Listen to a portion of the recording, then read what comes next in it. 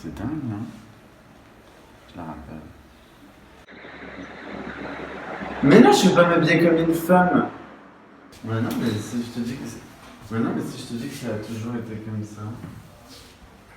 Moi, depuis que je suis petit. Non, ça change rien, ma vie. Ma vie, c'est la même. Ça change rien.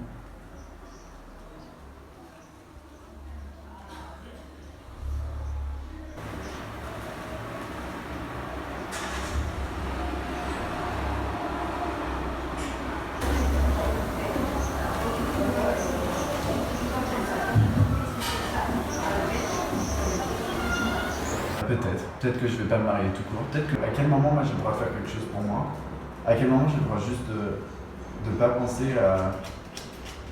Parce que si vous, ça. Non mais ce que j'essaie de te dire, c'est que quoi qu'il arrive, moi dans la vie là maintenant, je décide que je vais faire ce que j'ai envie de faire. Et j'ai envie que vous soyez heureux pour moi. Mais si pour toi, le fait que moi je fasse ce qui me plaise, pour toi c'est une punition, ben je peux rien y faire. Moi j'ai écrit cette lettre parce que vous êtes mes parents, parce que je vous aime et parce que je vous respecte. Et parce que j'ai envie que vous soyez content, que je sois content. Non, moi je subis pas de moquerie, là, je subis pas de jugement, ça dépend des milieux dans lesquels t'es. Mais en fait, je crois que tu penses que je fais un choix dans l'histoire et en fait là j'ai plus envie de parler parce qu'en fait c'est un truc qui toute ma vie m'a rendu triste. Et maintenant que j'accepte que c'est pas quelque chose qui devrait me rendre triste, que j'ai pas à me cacher, toi tu penses que j'ai choisi de savoir que toi tu me pleures au téléphone, je crois que ça me fait plaisir, tu penses que j'ai choisi ça? Tu penses que j'ai choisi de savoir que ça rend pas triste? Tu crois que c'est des choses que j'ai choisies? Est-ce que tu crois que j'ai choisi ça? Pourquoi j'ai choisi ça?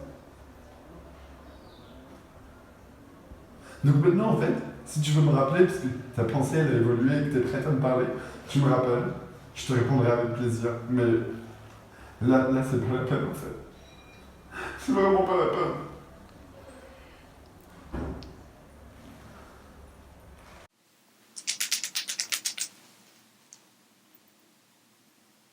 Tu peux commencer par ce que tu veux.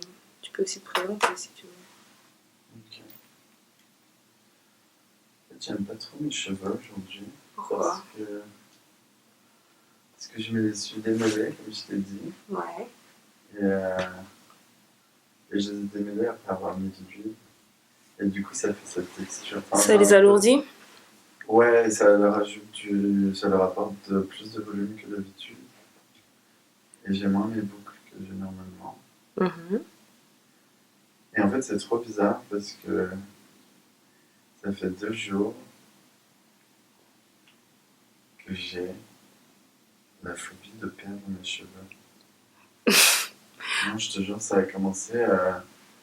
Enfin, tu sais, quand j'ai reçu. Enfin, je sais pas, quand j'ai reçu le dernier message de ma mère ce week-end. Et. Je sais pas, je me suis grave remis en question sur le fait d'avoir fait mon coming out et sur la situation à laquelle je me mettais. Ok. Dans le sens où j'avais plus vraiment de chez moi, où je perdais mon chez moi à Paris. Et c'est un peu bizarre, mais du coup j'avais cette pensée un peu bizarre où la seule chose qui me restait c'était mes cheveux. C'est trop bizarre, non? Et j'avais trop peur de les perdre. Genre, ça a vraiment commencé dimanche soir. Et dimanche soir, j'arrêtais pas d'y penser. Et j'ai essayé de pas y penser.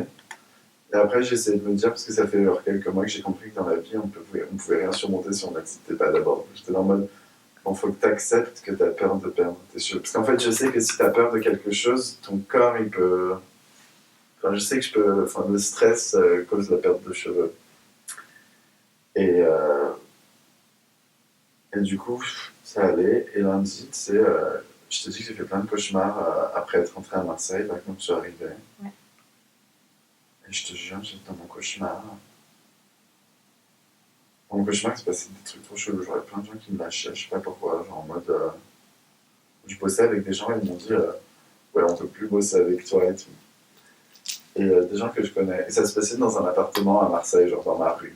C'était trop bizarre. Je sentais que c'était genre chez moi à Marseille. Mm. Et, et à un moment, j'ai pris un bateau avec 2 mecs que je connaissais vaguement, genre des potes de potes.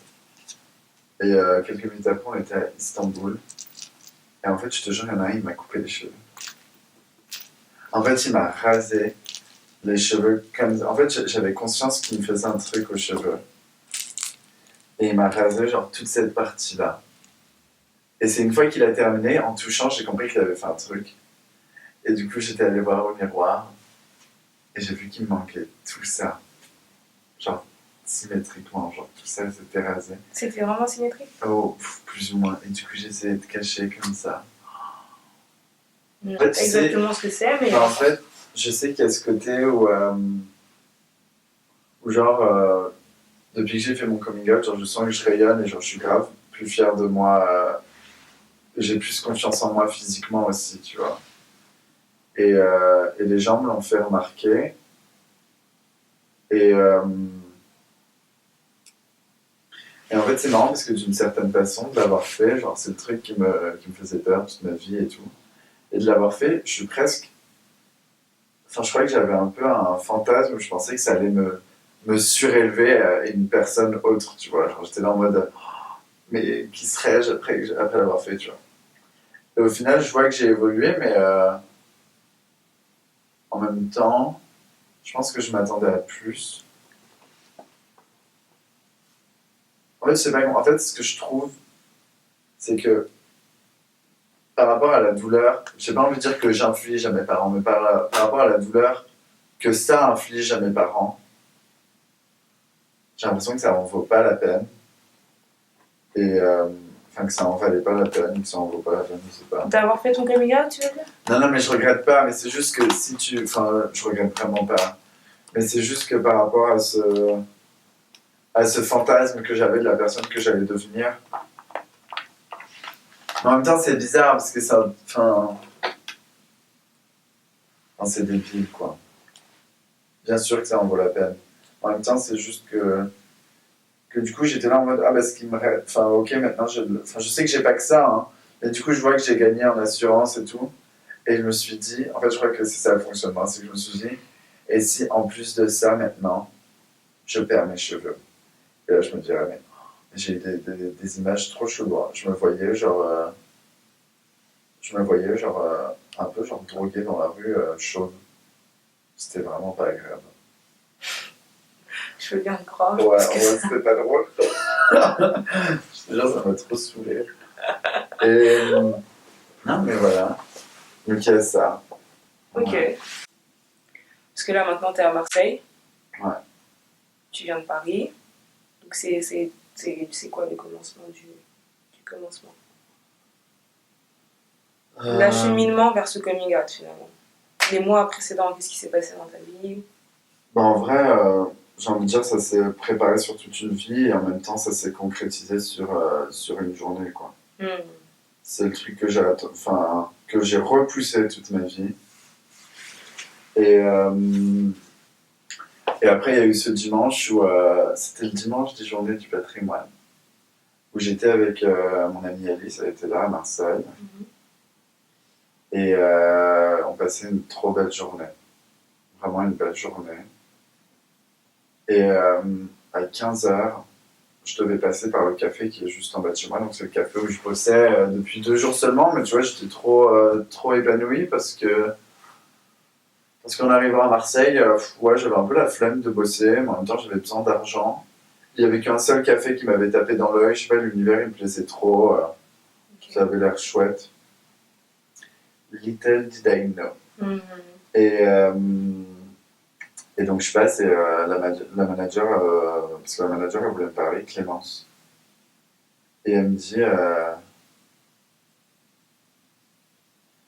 dit ouais, voilà, l'autre jour, le boss est passé et tout, il a pas aimé ton style.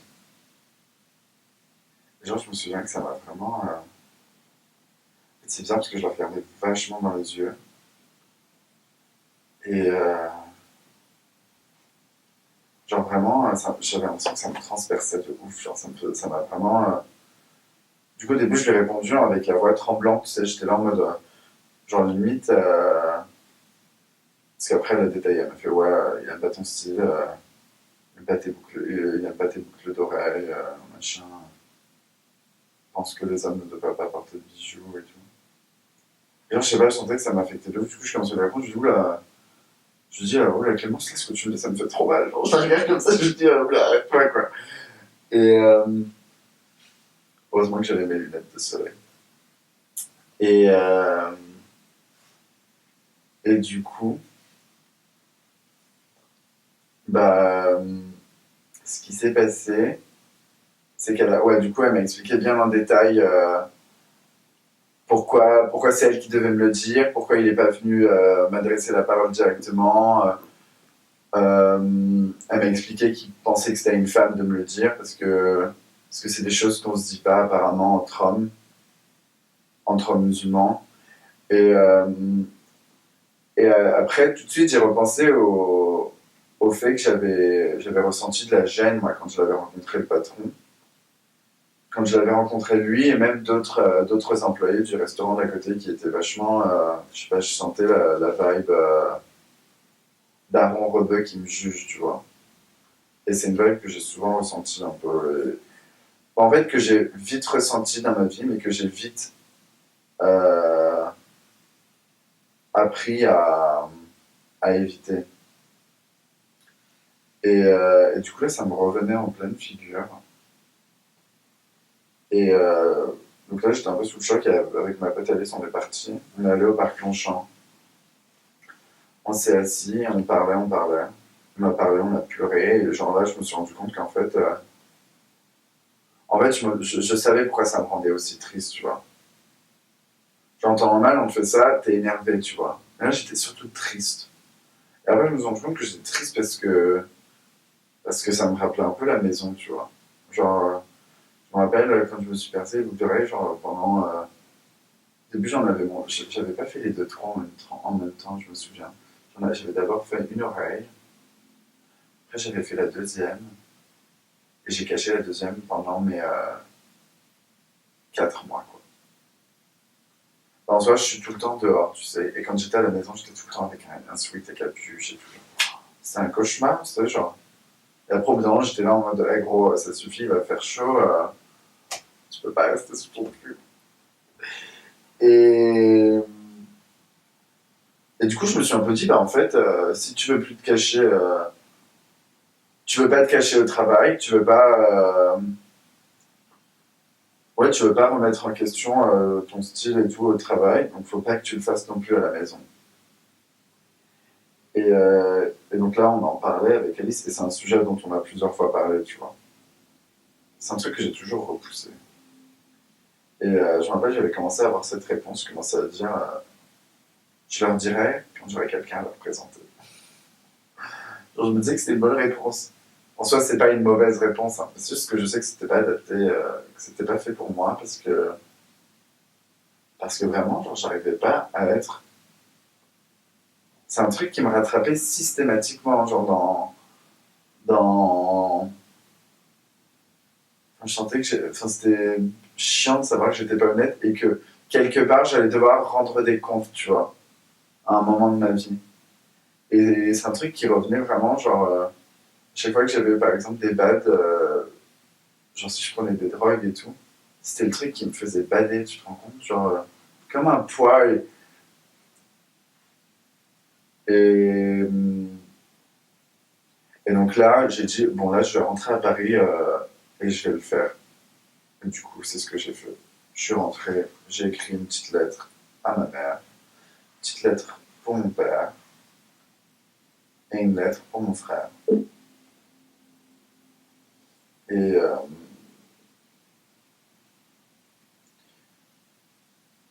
ouais, parce qu'en fait, je n'osais pas leur dire en vrai, en face. Je pouvais pas.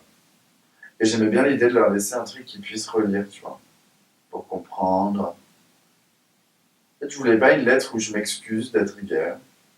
Je voulais juste une lettre où je leur montre que je suis comme ça, que je fais des parallèles avec des souvenirs d'enfance aussi pour leur mettre aussi en pleine figure que ils savent que je suis comme ça.